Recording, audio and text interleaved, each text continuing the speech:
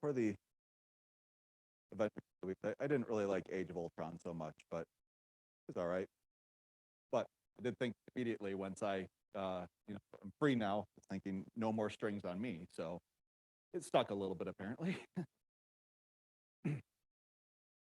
No, I haven't. Is it out? Oh, I'm going to see it. Yeah, I'll see it. I don't know. I got a buddy. I don't know. We end up seeing. We used to see a lot of movies before COVID and stuff, and so our threshold wasn't very high. So I'd more or less see many movies, but yeah, I'll see it. I'll see it. I don't know. Excited to see the old characters and stuff. All right, 11:05. The recording, this is the first thing people are going to hear, by the way. It's just me talking about superhero movies. So yes, for this one, we need to use polynomial long division. The main reason why is, again, the degree of the numerator being larger than or equal to the degree of the denominator. And so that's the key kind of situation. Similar to what I mentioned, 11.7, which is strategies for series and choosing, a good test, right? We had 7.5 for this, right? Strategies for integration. So if you need a good refresher about when should you be doing what, right? How do I know to be thinking about partial fractions right now rather than integration by parts?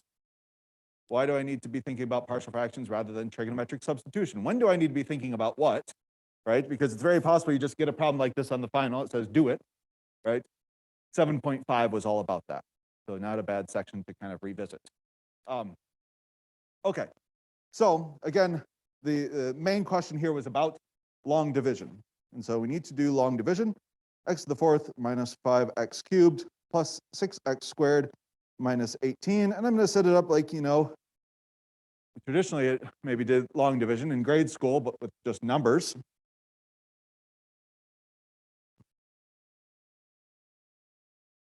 And similarly to when we're doing the comparison test, you train your eyes to ignore, more or less, kind of all of the smaller terms. You look at the biggest, the most important term, right? And so in this case, x cubed, and in this case, x to the fourth, right? So x cubed and x to the fourth. And if you remember kind of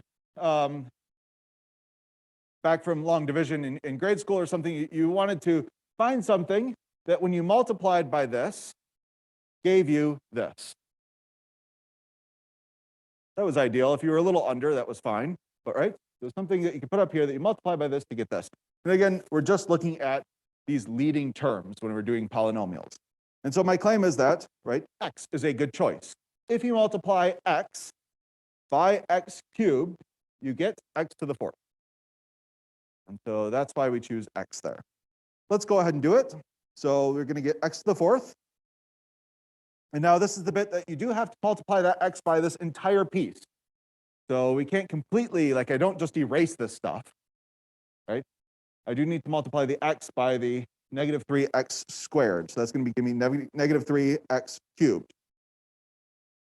And then if you remember back, we need to subtract this away.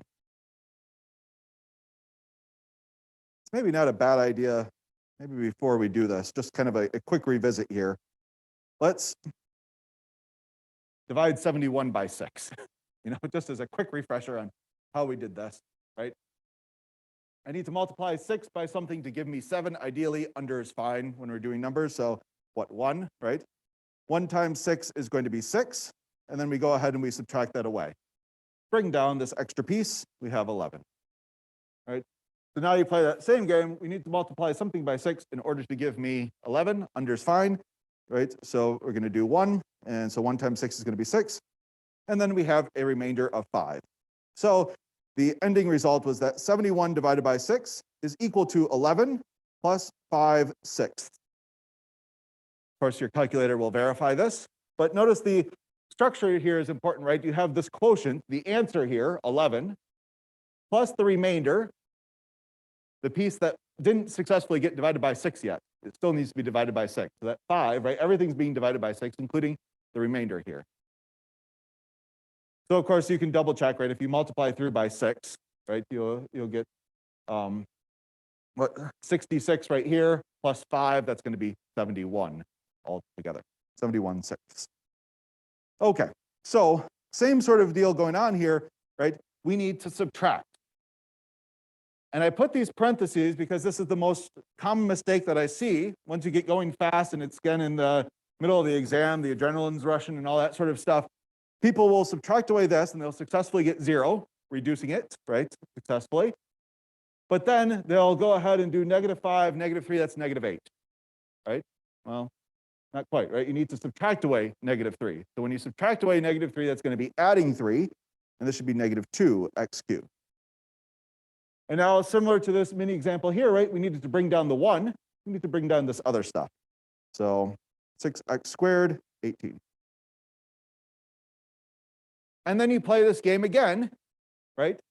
When you were doing with just numbers, you kept going so long as your remainder, what you got down here, was larger than or equal to what you were dividing by. So in this case, we had 11. We kept going, right? Because 6 is larger than, 11 is larger than 6. So you can keep going, and once we got 5, right, we couldn't divide any further there.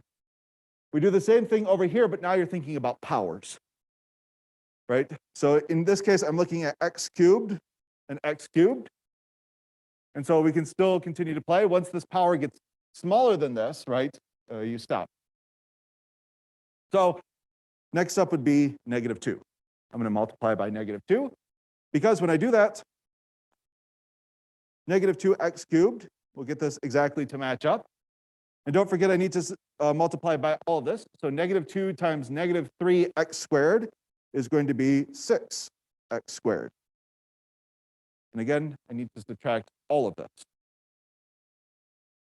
So when I take -2x cubed and I subtract away -2x cubed, that's the same thing as adding 2x cubed, and I successfully get 0, which was kind of the point of choosing that -2 in the first place, right? So I'm happy.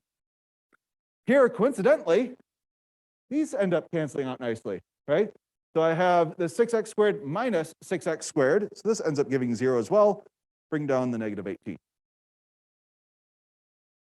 So my final result for this is going to be my answer, my quotient, plus my remainder, and my remainder still needs to be divided by this x cubed minus 3x squared. In the same way, right, if I want these to be equal, I still have to take 5 and divide it by 6. Same thing here. So this would be the rewriting of this problem up here. Again, I haven't done any integration whatsoever, right? All I did was algebra here. So if my goal was to solve this, right? Well, now I've rewritten it into something that's a bit easier. And now we could go about integrating this, right? Certainly integrating x and -2 is way simpler. And this looks simpler than what it was. It still doesn't look great, right? But it's better than what it was. And so to finish off this problem, remember this is usually in the section about partial fractions. And so partial fractions, now that we have the degree of the numerator, -18, is less than the degree of the denominator, x cubed, 3, right? Now we can use our regular old partial fractions technique.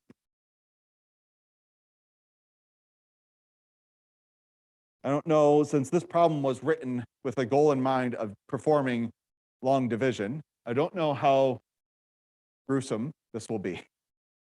So we can try it out, but it may take longer than it was pretty bad, yeah.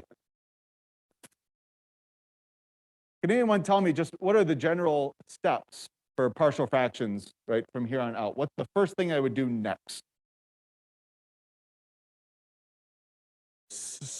So yes, take out the common factor, but the big thing here, oops, that's my highlighter, is we want to factor the denominator.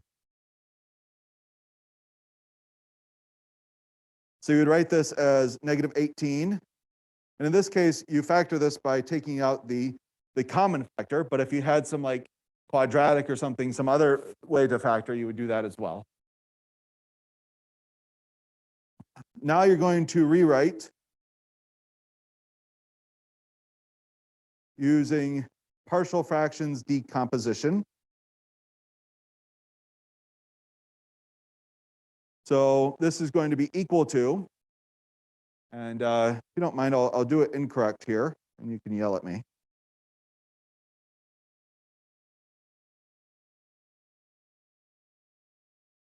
Why is this incorrect?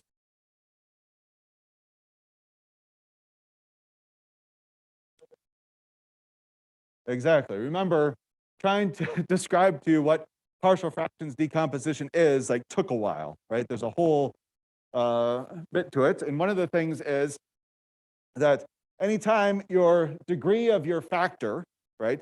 So this is technically raised to the first power here. But if it's higher than 1, you need to have all of the lower degrees down to 1 as well. So if this was like cubed or something, right? Oh, that's not the eraser. That's still not the eraser. Right, if that was cubed, you would start at cubed, then you would do squared, then you would do the linear term, and then you would, oh yeah, there's an x minus 3 too, right? You would do all of this. In this case, because it's squared, we're going back here, right? We need the squared term, but you also need raised to the first power. And oh yeah, don't forget about the x minus 3. So yes, this is the correct partial fractions decomposition. Let's maybe, for the sake of time, and especially because you said it was a bit grueling, that we won't go through necessarily solving for these things. It's very algebraic, right? But let's, if we were able to find these things, and also thinking about for partial credit, right? If this was a standard response style question on the exam, and I wanted to, right, maximize my partial credit, and let's say I got stuck somewhere, I couldn't figure out A, B, or C, right? Something like that. Well, still, right, our goal here is to integrate this, right? So we could at least integrate this and show that, yes, I know calculus, the important bit, right? This is, partial fractions is very algebraic, right? We're in a calculus class. Calculus should be worth more, right? And so, well, we could at least integrate this. And when I integrate this, well, let's see, we have b times the natural log of x. We have c times the natural log of x minus 3.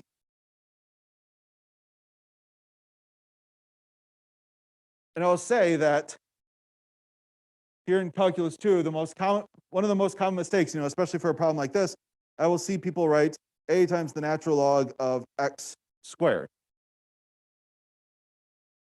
Okay, they say, well, it's in the denominator like that, you need to have a natural log, right? But the problem is, if you take the derivative of this to check, right? Because this is complicated, maybe you're paranoid. So you check here, well, the derivative of natural log is 1 over, leave the inside alone, but now we have a chain rule, right? So we need to multiply by the derivative of the inside, right? Because here, the derivative of the inside is just 1. Here, the derivative of the inside is just 1. But here, the derivative of the inside is 2x.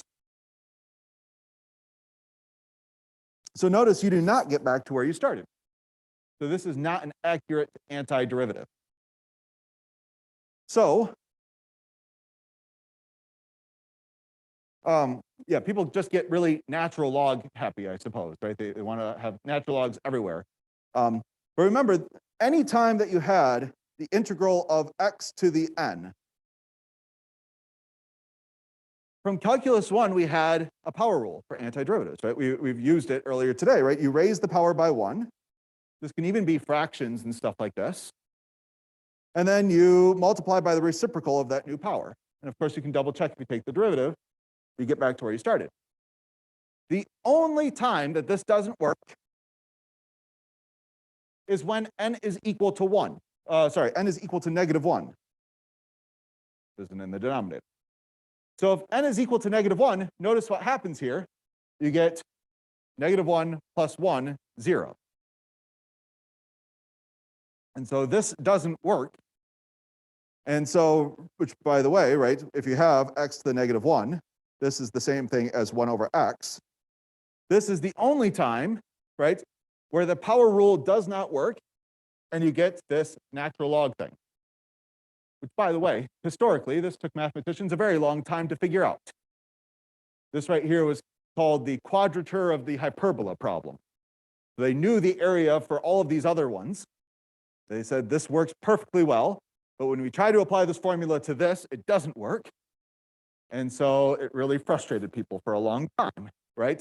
And eventually they gave up, and they just said, fine, we're going to make up a new function, and we're going to call it the natural log. And that's what they did. So the natural log is very much made up to answer the question that they were trying to solve. There was no other function that worked. You can't write the natural log in terms of roots or anything else. And so they had to make up a new function. And so the natural log was born. Anyway, so yes, only when you have 1 over x, things like this, you get the natural log. All the other times, power rule, right? So in particular, when you have x to the negative 2, right, or x squared in the denominator, right, use the power rule. Raise your power by 1 and multiply by the reciprocal of that new power.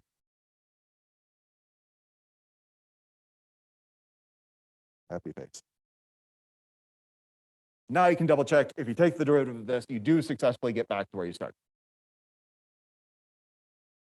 So hopefully we skip some of the tedious bits, and you can still see, right, how you would end up integrating this. Of course, the full answer here, you wouldn't want to forget about integrating the x and the negative 2 as well. We just did maybe the difficult part here. But if you're trying to solve this entire problem, also integrate x, also integrate negative 2 to get your final full answer. Yes.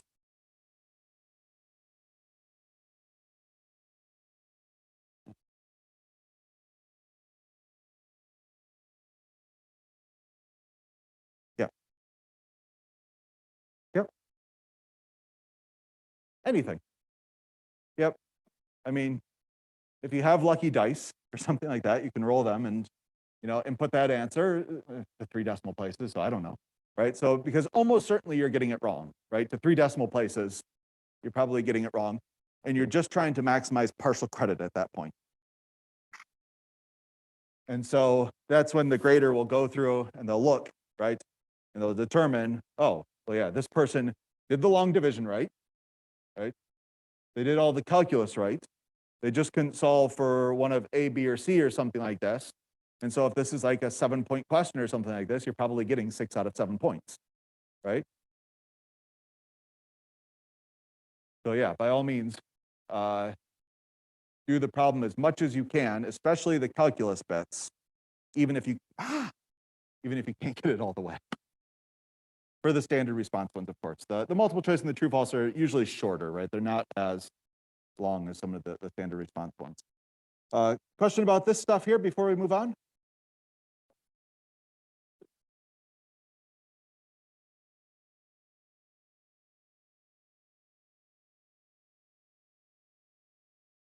So sorry, I missed part of it. You said x cubed minus 3 here.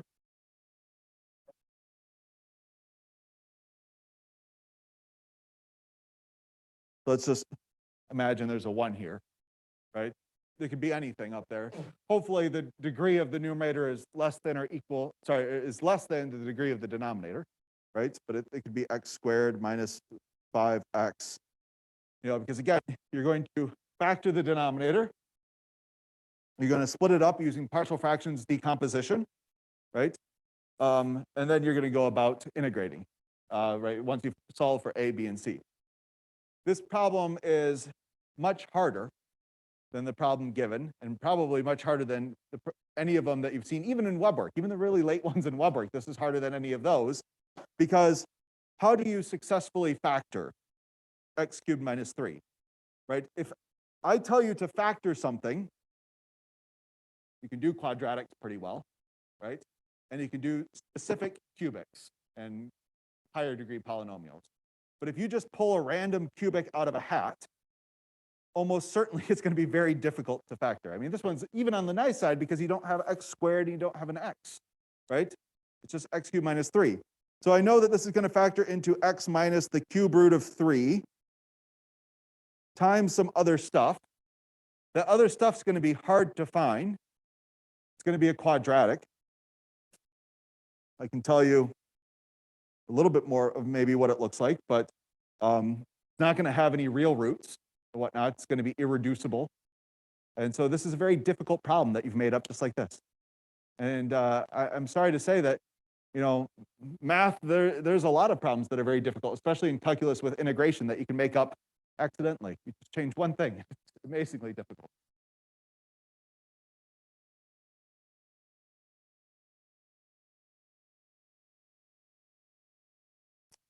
Oh, so if this is an irreducible quadratic, which I don't know,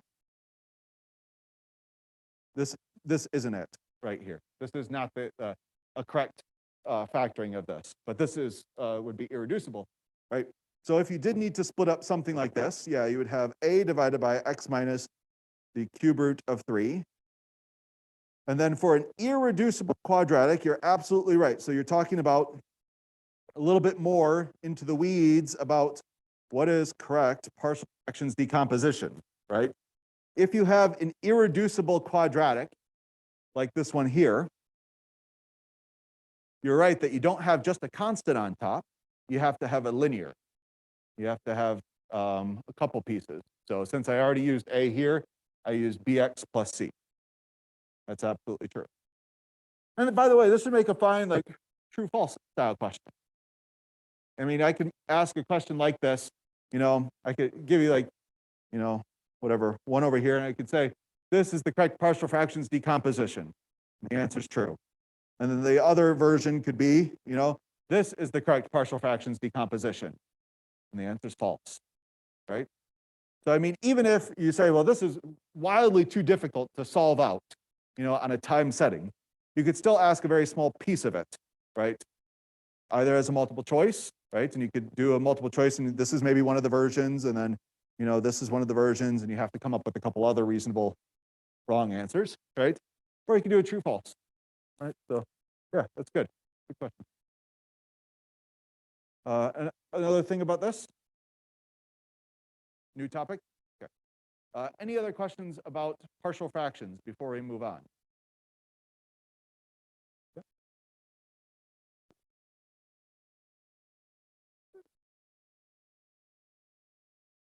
Yeah. Yep.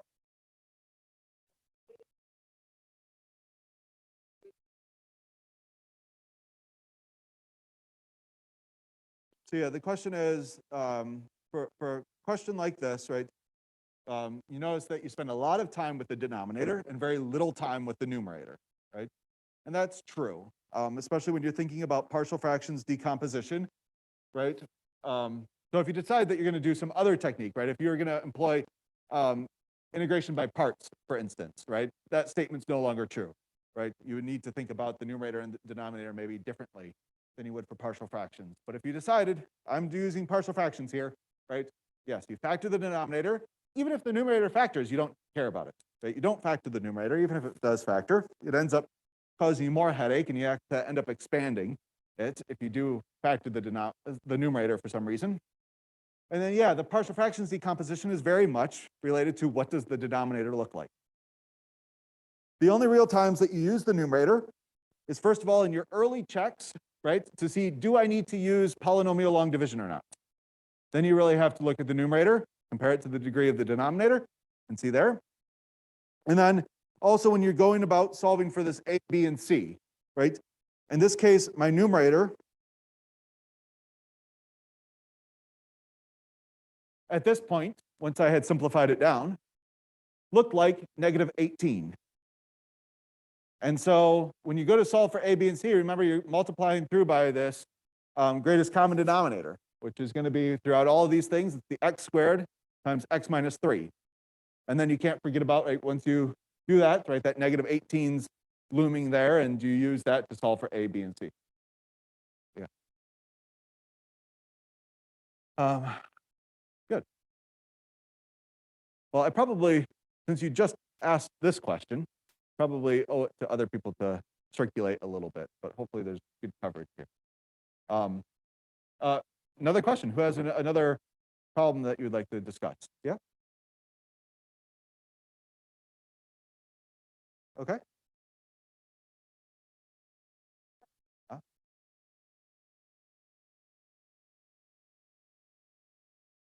find the Maclaurin series for this thing with an integral in it. And then it says, what is the coefficient next to x to the fifth?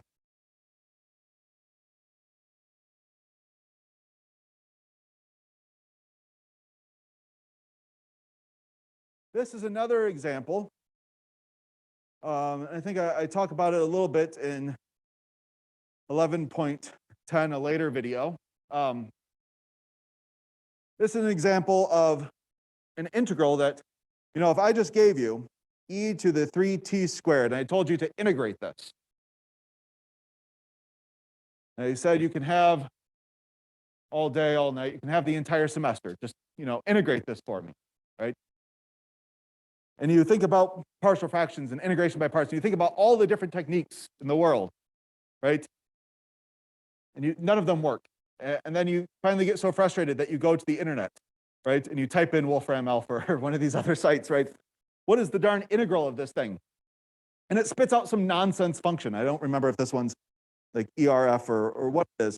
But right, there's a made up function that answers the question, because no other function in the world that we had before this point is the integral of this problem right here. And so this is what I was talking about. It's very easy, right? Because if you were to just make this a t here, right? This is a very solvable problem. Just an easy u substitution. And all you have to do is change this to a squared here. And now this is not integrable with any functions that we've known before this. And so this right here is really the motivation behind a lot of Maclaurin series. There are a lot of functions out there that do not have nice antiderivative at all. And so in order to integrate them, it's quite often impossible, right? You have to make up a function that is just the answer that you're looking for, right? And so it's not very satisfying. And so in order to get some idea of what is the integral around, what does it look like, right? You can use approximations, right? And in particular, Maclaurin series are wonderful, well, because they're polynomials, and polynomials are ridiculously easy to integrate. You just use the power rule. And so if you can replace this with a Maclaurin series, then the integral is almost free, right? Because you're just going to be integrating a polynomial, something that any computer can do very, very quickly, right? And so that's kind of the whole idea behind, these sorts of problems and a lot of Maclaurin series. So this is a very important question. So all of that lead up, right? My nonsense talking here, right, has been about this is an important question, right? This is kind of a lot of in the heart of what Calc 2 is about, right? And why you go through this tedious process of learning about Maclaurin series. Okay, so that all being said, let's solve the problem, right? This one of the key things that it mentions is a Maclaurin series. Maclaurin series are nice because on our formula sheet, we have a table of Maclaurin series, right? It says some power series, but you'll notice that all of those power series are centered at 0. And when you have a power series centered at 0, right, this is for a Maclaurin series. If it's a Taylor series, it could be centered at 1 or 5 or some other point, right? But for the Maclaurin series, they're always centered at 0. And so on the formula sheets, it might say e to the x, but I'm going to write e to the u.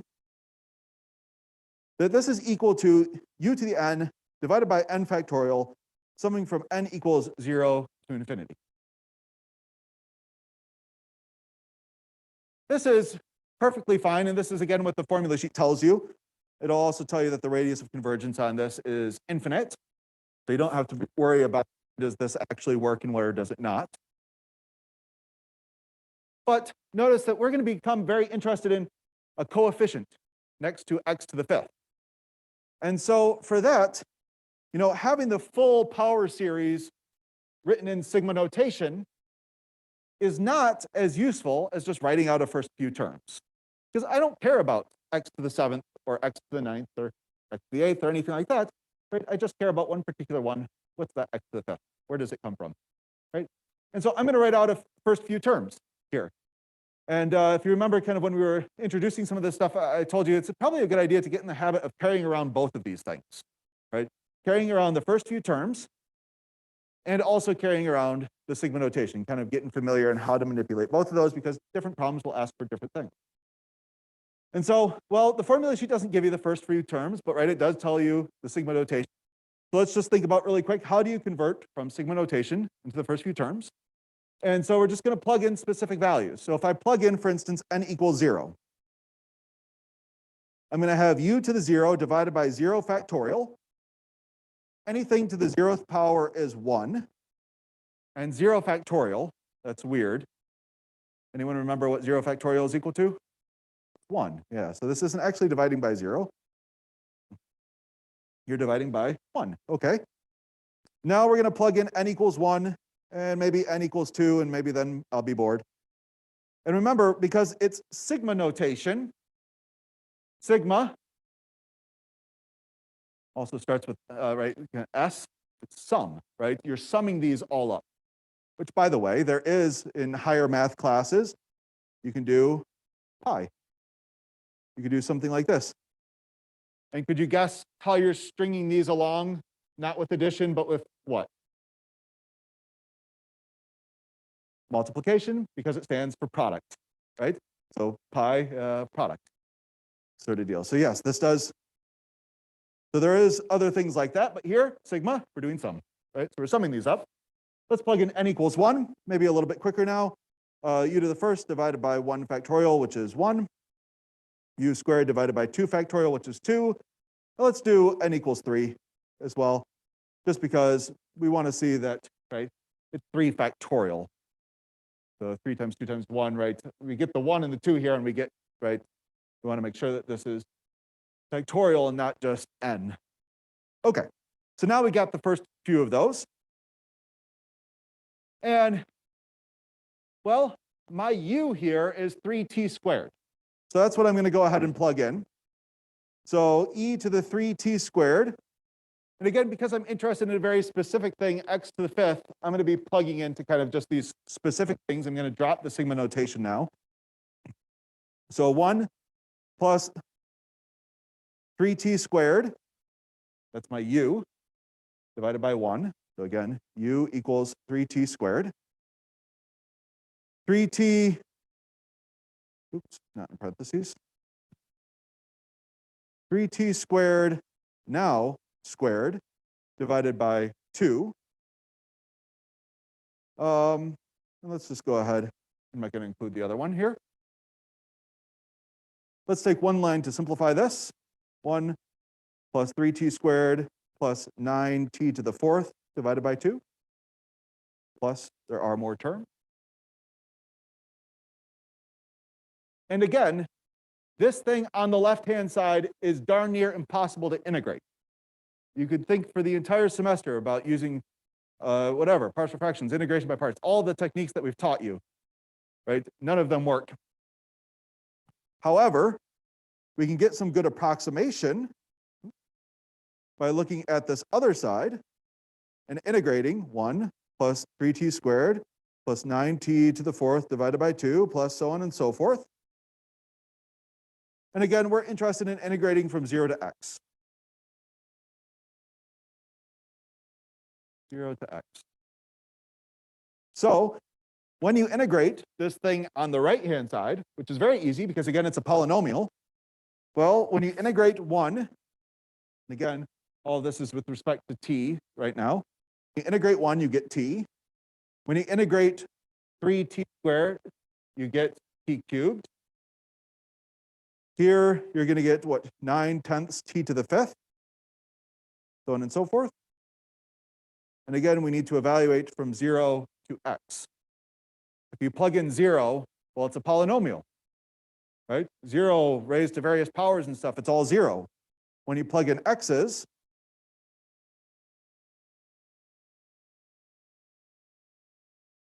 well, okay, fine. I can swap out everywhere I see a t, I plug in an x. And now we see the final answer, right? The thing that's next to x to the 5th, the coefficient, is 9/10.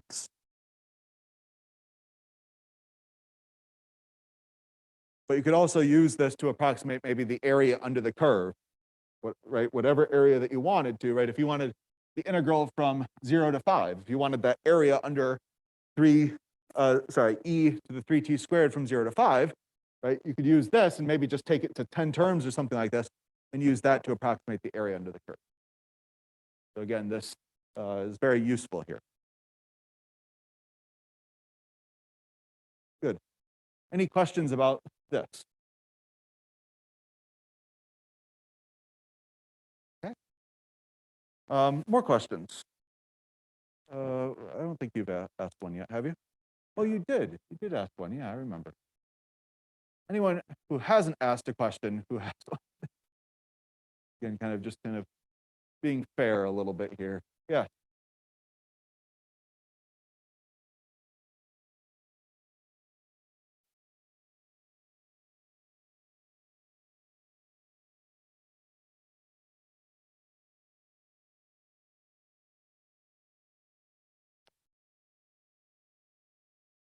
How sure are you that it's fast? Okay. Well, we'll start doing it out and then see at some point if we want to just kind of put it to rest. So I do think that this is a fairly long one. So yeah, integration by parts. You identified the technique that we need to use for this, integration by parts. In general, integration by parts is it's the next kind of upgrade, I would say, beyond U substitution. It's when you're thinking about strategies for integration, you can, based on how the function looks, you can say kind of whether partial fractions will work well for you or not, or trigonometric substitution, or if it's just from 7.2, right, a trig integral, whatnot, right? They have a certain look to them, right? Integration by parts is kind of a catch-all, kind of like U substitution, where there are many different functions out there that may benefit from integration by parts. In fact, integration by parts is so useful. When I was talking to the chair of the math department here, I don't know, 3 years ago or something, we were talking about what are the most important topics in Calculus 2, right? Said that, chapter 7, there's a lot of little, tricks and whatnot to integrating, but integration by parts is from God. That was his quote to me, was that integration by parts is from God. And this is, very important, especially later on in mathematics. Integration by parts is very, very important to a lot of fields of mathematics. And so this is one that once you've kind of ruled out that partial fractions, right? There's no polynomial divided by polynomial. That's not going to work, right? Trigonometric substitution really lends itself well to square roots and things like that, right? I'm trying to put yourself in the mindset of if you saw this question on the exam and it just said, hey, do this one, right? How would you get to integration by parts as fast as possible, right? And kind of you eliminate some of the other stuff and say, okay, well, maybe integration by parts would work here. I kind of see there's two pieces. Maybe I can choose a u and a dv, right? And so maybe this is, a reasonable thing to try. Okay, so for integration by parts, we choose a u and a dv. There's this whole, scheme, which I believe in my original video I used Lyot is a perfectly fine. Since then, I've been told much more popular is ILate, and that's also perfectly fine, right? And so if you go down, right, this is an acronym here, stands for inverse. So trig functions, logarithmic, algebraic, regular old trig functions, and exponentials. At the top of this list are things that are really annoying to integrate. These are good choices for your u. You wouldn't want them to be dv's because, again, inverse trig functions are very annoying to integrate. Logarithmic functions. If you think about how do you integrate, this is actually a question we saw.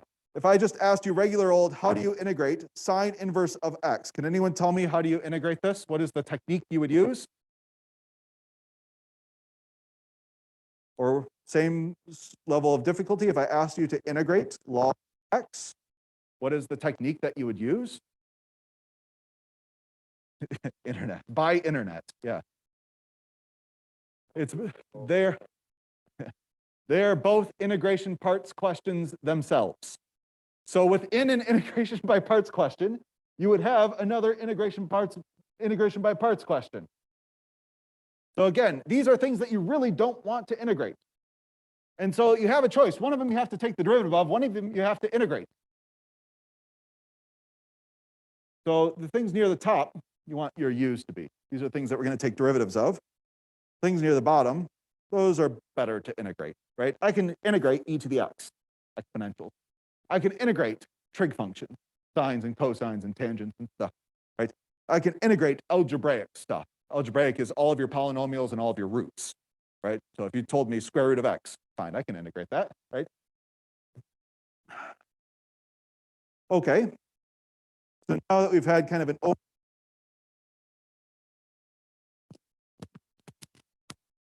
if I just follow this rule here of I late, or if you switch these two, it's not a big harm. Both of them are equally horrible to integrate. You would have that I want my inverse trig function, sine inverse of x, that's the I, right, to be my u, and my dv is going to be my algebraic thing, which again is all polynomials, anything with roots, things like that. So du here, and okay, I go back to the formula sheet really quick, and I recognize that this is on the formula sheet. Square root, 1 over square root of 1 minus x squared, and I suppose what I needed dx here. And when I integrate this, x cubed, I get 1/4 x to the 4th. Oh, yeah, thank you. If my statement was that this original problem is difficult, I really kicked it up a notch by making that x cubed to x to the 4th. I may have made this one, darn near impossible. So, thank you.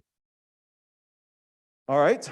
Now, by integration by parts, we know that we need uv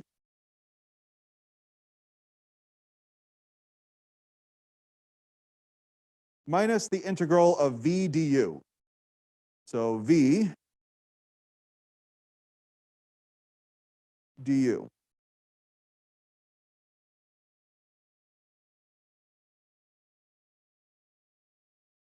Simplify a little bit.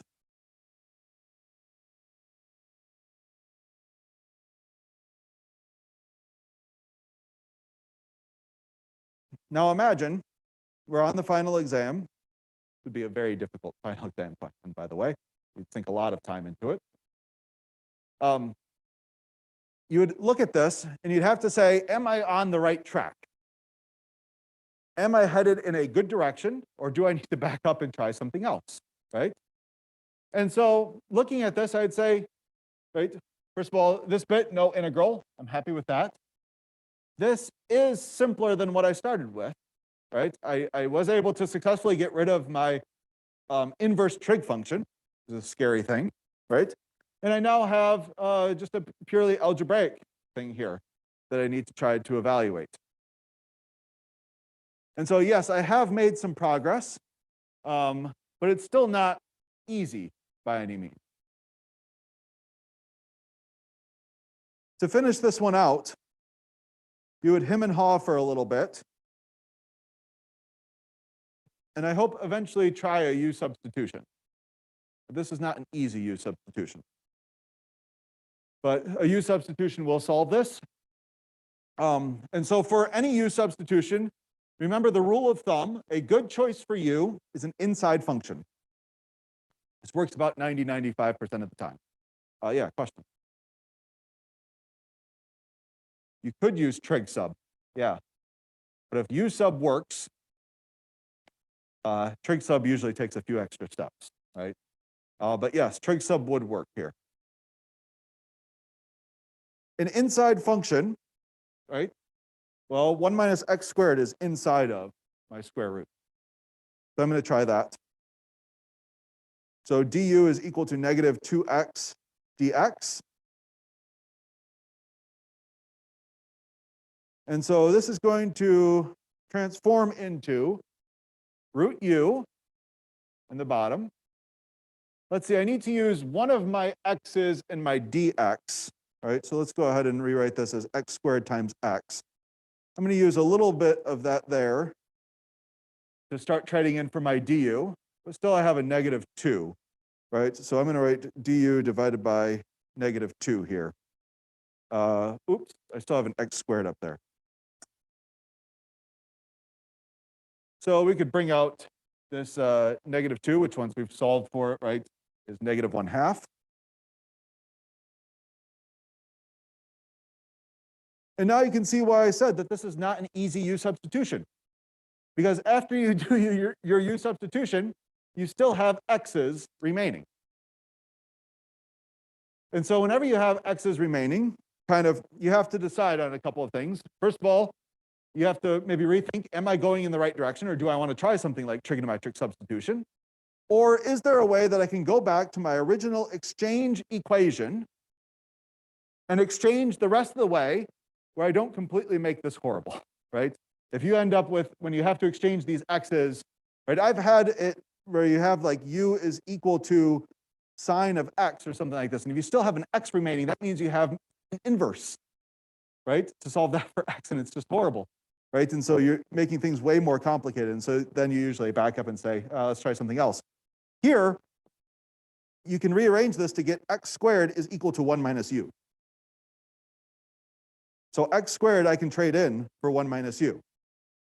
By the way, u in the denominator there, that's the same thing as u to the 1/2. And so once you distribute, 1 divided by u to the 1/2 power is just itself.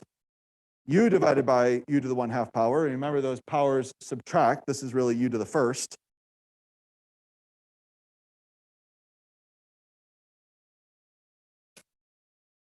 Now you integrate, re-swap in, you win the game.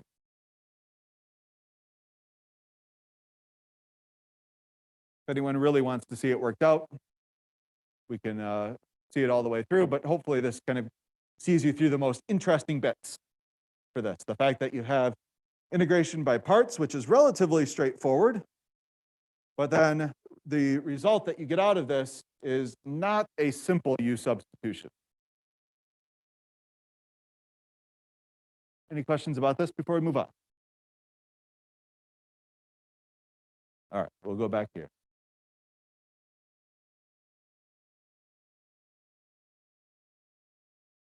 A two-part work problem.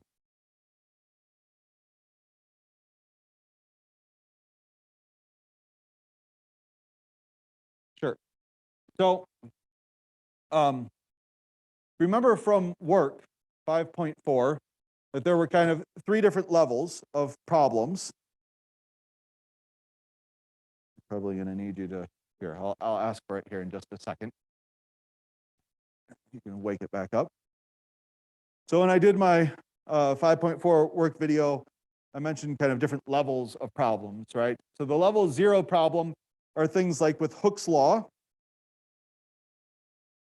So your springs and your rubber bands and things like this, and also situations where you're given a force function.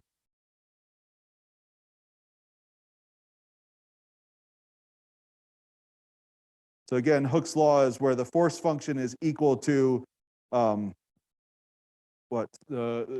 constant times the amount that you've stretched by, right? And if you care about the direction, you include a negative here because it's going to be in this opposite direction.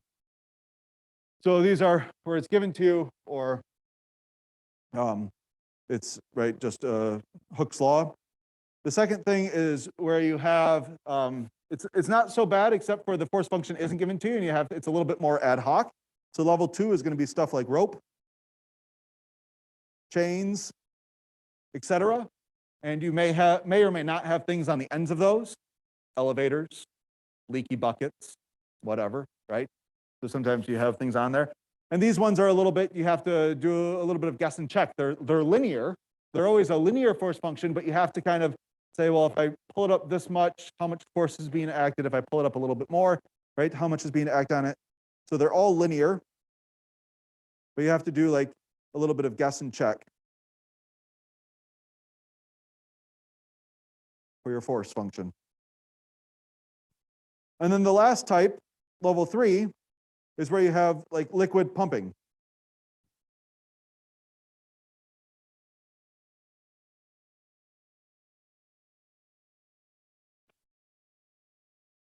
And these are the most difficult types of problems, I would say. All of these are based off of an equation, right, for work, which is that you just need to integrate the force function. This is the only formula that's given to you on the formula sheet. Again, the force function for Hooke's law is just kx. The force function here is different for every scenario. So you do a little bit of guess and check in order to get the force function. And then for the liquid pumping problems, this one has another formula that's not given on the formula sheet, right? A structure behind this. You need the density of your liquid. You need the distance that you're pumping it. And you need the cross-sectional area for each one of those distances. Usually you use y's instead of x's because you're probably pumping it up against gravity. And you go from whatever, A to B, C to D, stuff like this. So this is kind of 5.4, one way to view it, right? And of course, for each one of these, you could come up with, first of all, you could go through maybe the previous quizzes and exams. You could see, when have we seen, you know, what kind of distribution have we had before? What's likely to come on the final?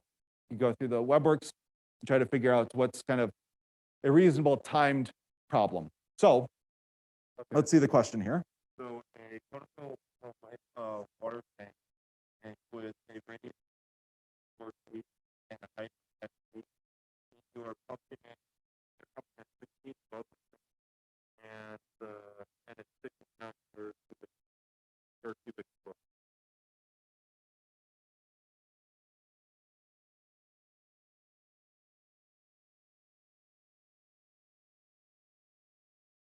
And this conical tank here is filled with water or liquid.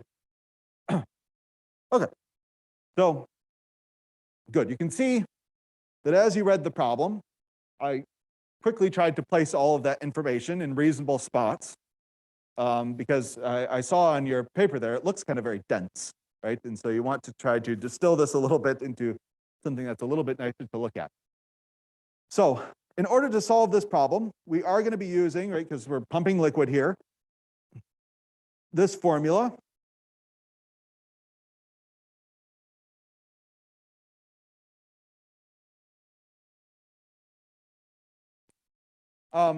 So let's go through this, and I've written it probably in a slightly different order than maybe I did in the original video here. I think I swapped dy here and a here. And I just did this because this is the easy order to think about these things. It's in the order of increasing difficulty. So first of all, this sigma right here is this density.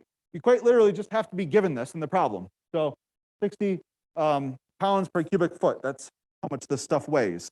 So I can go ahead and plug in 60. The bounds of integration here are where you quite literally are going to be doing your pumping. Notice that in the vast majority of these problems, no one has specified to you a coordinate axis. However, right, in probably every single problem that we've done, we always set the bottom to be at y equals 0, because it's convenient. But if you wanted to be that person, you could set the bottom to be y equals negative 30 or whatever, right? So long as, right, all of these kind of correspondingly match up with that, it's fine. So y equals 0. So that means this right here is a height of y equals 10. And up here where you're actually pumping it to, y equals 13. So we set a coordinate axes here. And again, the bounds of integration are where you're actually doing the pumping, where the work actually happens. So you can think about when you're stretching the spring, it's how far you actually stretch it. So all that being said, oops, the correct bounds here are from 0 to 10. But a common mistake, especially since it's been an entire semester since we've thought about this darn near, right? 5.4 was a long time ago.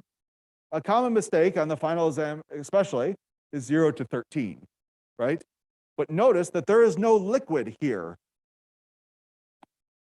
between 10 and 13. But if you integrate between 10 and 13, what you're getting, the answer that you're getting out is if a liquid existed, if this is actually taller, right? And so your answer is going to be too big, right? Because the water is not actually there. So you only want to do 0 to 10. Where you account for the fact that you want to pump it higher is in this distance right here. So if you remember back from 5.4, that distance, it always looked a certain way, right? It was always kind of nice and linear. And maybe you've just done so many of these problems that you know it's going to be 13 minus y. But let's review and think about why this is correct. If I'm a speck of water down here at y equals 0, the very bottom, how far is my journey to make it out the pump, right? Well, at y equals 0, I have to go that entire 13 feet.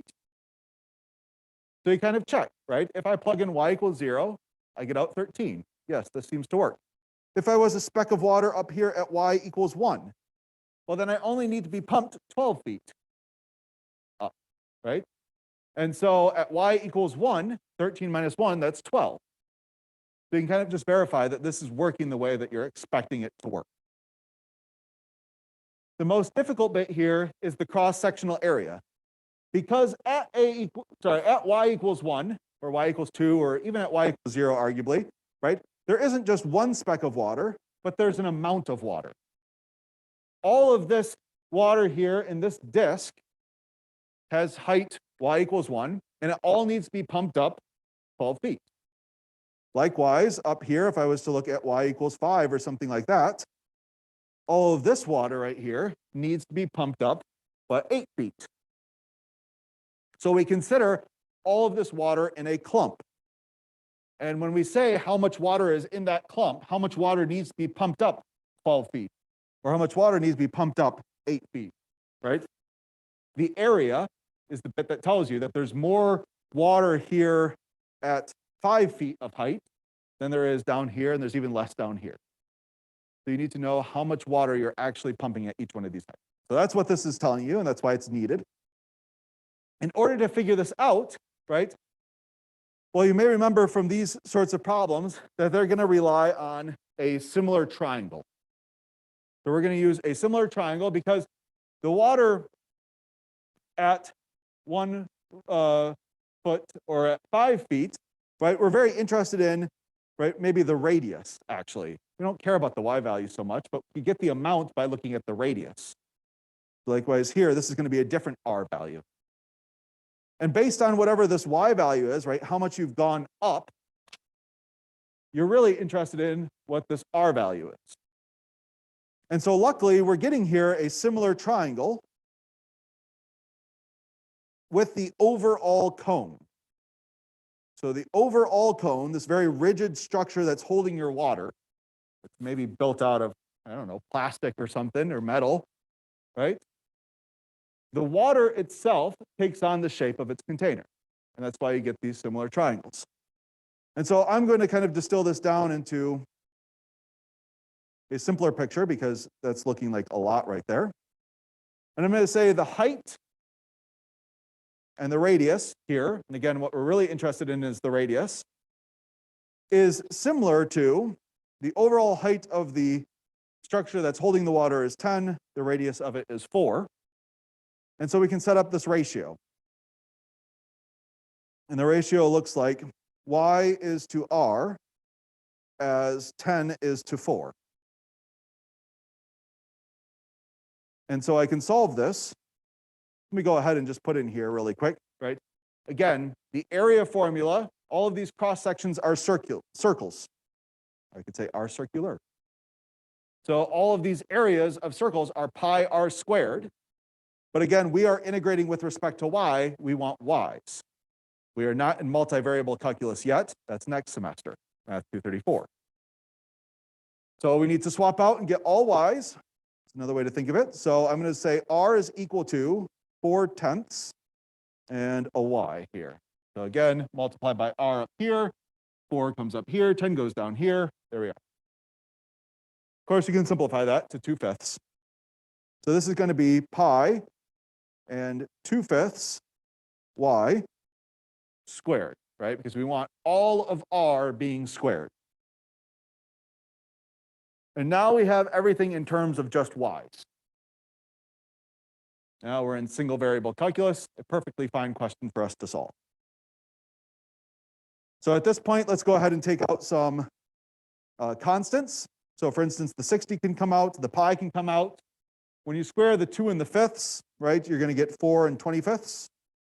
All that stuff can come out.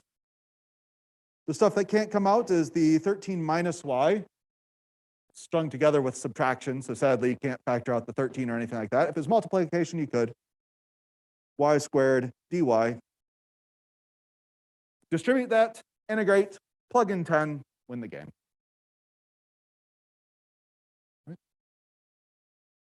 Thank you.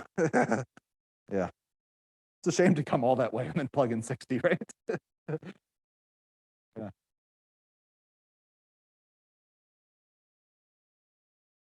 All right. Well, hope that this has been useful for you guys. I appreciate you coming and keeping me entertained for a couple hours.